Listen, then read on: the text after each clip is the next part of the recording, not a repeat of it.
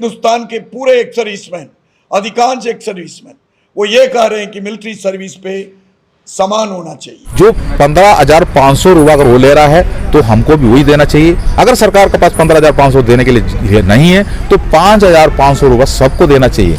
मतलब जोकिंग सभी के लिए बराबर है। उनका वीडियो में क्लियर बता रहा है जेसीओ जवान को भी मिलना चाहिए। सरकार क्या कर रहा है, तो उन्होंने क्या करते कोर्ट में भी ले जाकर निकाल दिया और अफसरों को जितना दिया है, एमएनएस को जितना दिया है वापस निकाल कर अपना। गोपाल सर, ये एमएसपी का जो कोर्ट में आपने प्रपोजल दे रखा है, ये आपने काफ़ी दिनों से जो है लगा रखा है इधर जंतर मंतर पे, इसका प्रपोजल इसी के आधार पे अपनी मांग रहे हो या अलग कुछ है? एमएसपी का मतलब यह है मिलिट्री स्पेशल पे। जो सबसे पहले ये बताना चाहता हूँ, मिलिट्री स्पेशल पे 2006 में जो 6th CPC में जो यूरोपियन देशों में मिलिट्री स्पेशल पे देता है वहाँ का सैनिकों को, हमारा सेना भी विदेशों में काम करता है। जो हमारा सैनिक को भी विदेश में जाने का काफ़ी जगह पर हमारा विदेश में हमारा सेना काम करता है, जैसे कंबोडिया है, सोमालिया है, या आप देखा होगा श्रीलंका है, इस जगह पर किया है। तो यूरोपियन देशों में जो सैनिकों को दिया जाता है एक भत्ता, वो है मिलिट्री स्पेशल पे, जो कीम भत्ता बोलता है, इक्वल है वहाँ का जनरल को और उनके सिपाही को, सभी के लिए एक ही बराबर दिया जाता है यूरोपियन देशों में। तो ये जो 6th CPC में सिफारिश हुआ, ये 6th CPC कमेटी ने सैनिकों को जो ORO मतलब मिलिट्री स्पेशल पे देने का जो रिकमेंडेशन किया, सरकार ने मान लिया। तो ये मिलिट्री स्पेशल पे लाने के लिए ज़्यादातर पर जो कोशिश किया है हमारा वरिष्ठ अधिकारियों ने, हम उसके लिए धन्यवाद देता हूँ, बहुत अच्छा काम किया। लेकिन जैसे उन्होंने लेकर आया वो चार्ट आप उसके अंदर डालना है। मैं 6th CPC का बात बता रहा हूँ। उस टाइम पर मिलिट्री स्पेशल पे अफसरों के लिए 6,000 रखा, जेसीओ जवान और एमएनएस के लिए 2,000 रखा। जो ये जो लागू करने के बाद बोले से जेसीओ जवान और एमएनएस के लिए ये 1,000 रुपये रखते थे। तो हमारा चार्ट के अंदर ही लिखा है, आपको देख सकता है, ये 1,000 रख रहा था। तो एक सीनियर वरिष्ठ अधिकारी सिविल जो IAS वाला, इसको ऑब्जेक्शन किया। ये एक ऐसी बत्ता है जो कि आप उसको 1,000 रुपये दे रहे हो, तब जाके उसको 2,000 कर दिया गया। तो उस टाइम पर अफसरों को 6,000 दिया गया। जैसे कि मैं आपको बता रहा हूँ, ये जोकिंग बत्ता है। अगर 6,000 रुपीज़ अफसर लिया है तो जेसीओ जवान और एमएनएस के लिए भी 6,000 मिलना चाहिए था। लेकिन इन्होंने वेरिएशन लगा दिया, अफसर जेसीओ जवान का अलग अलग जो करके इन्होंने दिखावटी, जो कोई रैंक के ऊपर नहीं आता है, रैंक के ऊपर उसको मिलता है, उनका ग्रेड के ऊपर उनको मिलता है, वो अलग है। लेकिन ये जो जोकिंग बत्ता सब रैंकों के लिए बराबर होता है। आप जो है अफसरों का विरोध भी करते हैं, अफसर हैं, आप लोगों की तारीफ करते हैं, जवान हमारे भाई हैं। अभी एक कर्नल साहब ने डिसेबिलिटी पेंशन के लिए भी उन्होंने कहा कि इनको जो है 15,000 रुपये मिलना चाहिए। आप उसको कैसे देखते हैं? जो आपने सही क्वेश्चन पूछा है, एक हमारा कर्नल अर्शु साहब है, तमिलनाडु से है, वो इंडियन एक्स सर्विसमैन लीग का प्रेसिडेंट कुछ पद पे है। मतलब उन्होंने हमारा सैनिक वेलफेयर के पीछे अभी जो परसों शायद कल परसों एक वीडियो निकाला है, हमारा सैनिक वेलफेयर यूट्यूबी वाला ने बढ़ चढ़ के उसको सैनिकों के बीच में लेकर आया है। उस यूट्यूबी के बारे में तो मैं आपको ज़्यादा बताने की ज़रूरत नहीं है।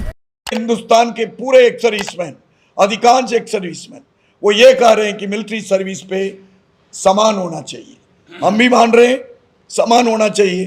कई अलाउंसेस हमारा असमानता है, जैसे फिक्स्ड मेडिकल अलाउंस है, सिपाही का भी 1,000 रुपया है और वो जनरल साहब का भी 1,000 रुपया है। फील्ड में गोली का सामना करने वाला यदि मिलिट्री सर्विस पे उनके लिए लागू है तो रिस्क बराबर है।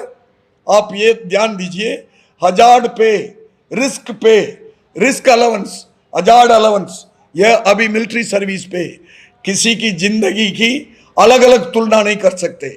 सिपाही की जान जाए, चाहे ऑफिसर की जान जाए, या किसी सिविल कर्मचारी की जान जाए, तो एमएसपी एक समान होना चाहिए बोल के वो मान रहे हैं।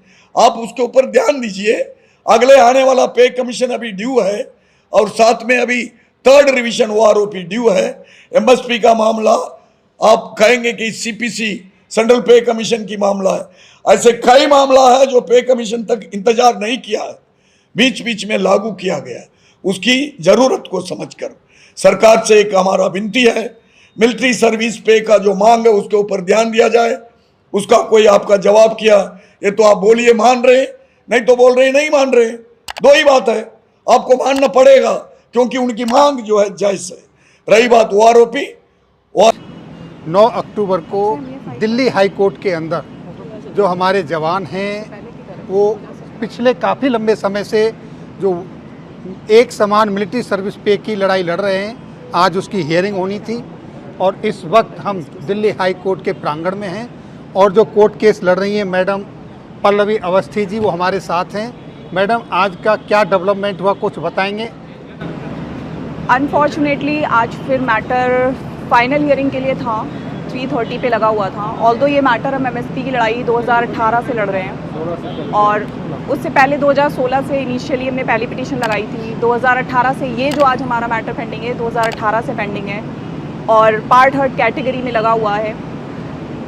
बट आज बेंच फिर से नहीं है, जो कि वेरी अनफॉर्चुनेट है। 3:30 बजे जज साहब फिर से उठ गए, किसी मीटिंग में जाना था उनको, तो आज ये फिर से एडजॉर्न हो गया है और 9 नवंबर की डेट लगी है। तो आज तो बस यही हुआ है। हाँ, तो पल्लवी मैम नमस्कार। तो आज जो MSP की हियरिंग थी उसका क्या रहा मैम, थोड़ा बताइए हमें। नमस्कार। आज मैटर जब लगा था फाइनल हियरिंग के लिए 3 बजे का टाइम था, लेकिन आज बेंच के पास फिर से टाइम नहीं था। इट इज़ वेरी अनफॉर्चुनेट, लेकिन हमने कोशिश करके फिर से एक छोटी डेट ले ली है। 9 अक्टूबर को 3:30 बजे फिर से ये फाइनल हियरिंग के लिए लगा हुआ है। और वैसे आज ये कंक्लूड हो जाता क्योंकि यदि हमें सिर्फ MSP के रेट से ही आर्ग्यू करना है, हार्डशिप्स को प्रूव करना है कोर्ट के सामने, तो आज हो जाता ये कंक्लूड। बट आज फिर से कोर्ट के पास टाइम नहीं था, हमने रिक्वेस्ट किया और एक शॉर्ट डेट ली। तो डेट कौन सा दिया मैम? 9 अक्टूबर 9 अक्टूबर। 3:30 बजे बुला लिया उन्होंने। मेजर साहब वो आ गए अंदर, मेजर साहब आ गए, उन्होंने डेट ले ली। आगे मेजर साहब जो है उन्होंने डेट मांग ली, बोला जी हमें डेट से चाहिए। ये हुआ बस, डेट का क्या करें। अब 9 तारीख लगी है, 9 अक्टूबर हमारी, 9 अक्टूबर को फिर आना है। 9 अक्टूबर लगी है, ये तो चल रहा है, क्या करें डेट तो हम कुछ नहीं कर सकते इसमें। देखो डेट का हमें इंतजार ही कर, क्योंकि इनका जुडिशियल जितने भी हैं इनकी मीटिंग है। गाना सुना होगा ना, थोड़ा इंतजार का मजा लीजिए। ठीक है सर, जैसे अगला डेट दे दिया है तो बाकी हमारे जो ADC की जो संस्था है उसका मैं बहुत बहुत धन्यवाद करता हूँ कि जो पूर्व सैनिकों के लिए जो इस केस में इतनी मेहनत कर रहे हैं। और आप लोग भी जो है एक चीज़ का एक ही ध्यान रखिए, सभी हमारे जो सीनियर साथी हैं, वकील साहब हैं यहाँ पे, मैडम के साथ में अशोक यादव साहब, शीशराम यादव साहब और पूर्व सैनिक यहाँ पे आए हुए हैं। तो जो कोई भी संस्था, जैसे और कई संस्थाएं हैं, वो जो बिल्कुल कोर्ट केस के नाम पे जो आपसे पैसा मांगती हैं, तो उन कोई भी पूर्व सैनिक उनको कोई पैसा न दे। ये जो ADC संस्था है हमारी, ये बिल्कुल फ्री ऑफ कॉस्ट इस केस को लड़ रही है। तो बहकाओं में ना आए आप, आज देख लीजिए। तो अगली डेट मिल गई है, तब तक आप इंतज़ार कीजिए। जय हिंद, जय भारत। वो तो वैसे अफवाह फैलाता है। मैं आपको एक बात बता रहा हूँ, जो 6th CPC में जो अफसर 6,000 रुपीज़ ले रहा था, वो 7th CPC का मल्टीफाई फैक्टर के ऊपर आके 2.81 के ऊपर लेकर आके अफसरों के लिए 15,500 हो गया। JCO जवान के लिए 5,400 रुपये हो गया, नहीं 5,500 रुपये हो गया, और MNS के लिए भी 5,500 रुपये था। लेकिन 2017 में जो MNS के लिए 10,500 किया गया। तो MNS कभी भी किसी जगह पर लड़ाई नहीं लड़ता है, वो हॉस्पिटल में रहता है, नर्सिंग अफसर कहा जाता है। अफसरों का कैटेगरी में लेकर आके हमारा जो सेना का बड़ा बड़ा अफसरों ने रिकमेंड किया, तब जाकर उनको 10,500 मिला। जैसे मान लो लड़ाई से कोई भी जख्मी होके कोई फौजी अगर मिलिट्री हॉस्पिटल के अंदर आता है, जो वहाँ पर होता है हमारा जो इलाज, वहाँ पर वो सुरक्षित है, लेकिन उनको भी दिया गया। लेकिन हम सवाल नहीं उठा रहा हूँ, अगर उसको दे दिया है देने दो, सरकार का पैसा। लेकिन उस टाइम पर हमारा वरिष्ठ अधिकारी को ये दिखाई नहीं दिया, जो ये भी जोखिम में है, इनका भी पैसे बढ़ाना चाहिए। 15,500 वो ले रहा है, 10,500 ये ले रहा है, 5,500 हमारे लिए जो JCO जवान के लिए लगाया है, ये बिल्कुल सरासर गलत है। ये इक्वल होता है, जो 15,500 रुपये अगर वो ले रहा है तो हमको भी वही देना चाहिए। अगर सरकार के पास 15,500 देने के लिए नहीं है तो 5,500 रुपये सबको देना चाहिए।